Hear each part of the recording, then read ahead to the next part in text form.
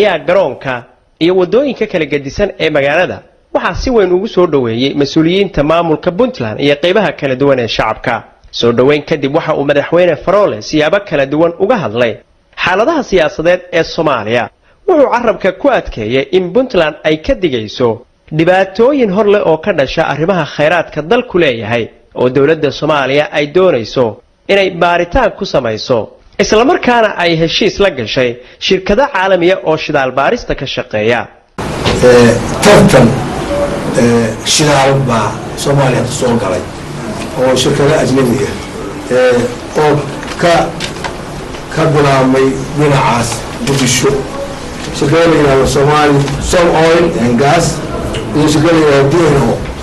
oo dhinacan galbeedka la yiri waxa laga siinayaa dhul ay kunaan leedahay dhinacaasna koonfureedna Soomaaliya oo dhan uma gaar ahaan dhinaca galmudug ilaa Puntland la yiri arintaas wax badan baan ka hadlay qoraalna waa ka sameeynay iyo dhibaato inoo keenay dadka arinta ku shaqeeya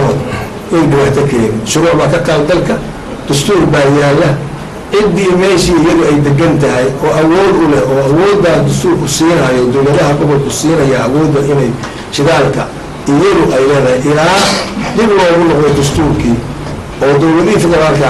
dhamaystirmaan inta ka horeysa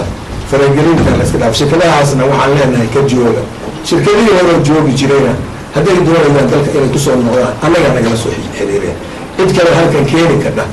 oo oran karta muxuu ahay waxba aanu in ka siinayna ma jirto ama cidda hamareen ama yeemarin. waxa uu Madaxweyne Faroole sidoo kale cadeeyay in doorashada madaxweynaha Puntland ay dhici doonto sanadka 2014 horaantiisa hase yeeshee nidaamka doorasho iyo adkeynta ammaanka waxa uu sheegay in ay mas'uuliyadeeda iska leedahay xukuumadda xilligan joogta ee hoggaankeeda hayo isagoo intaasi ku daray in musharaxiinta tartamaysa la soo dhaweynayo sida ka warhaysaan doorashada baa Puntland soo socota gacan gelis badan waa ku jira doorashada kala bedelna kuwii hore u dhici jiray jawi nabada ku dhici doonaa dawladda maamulaysa madaxda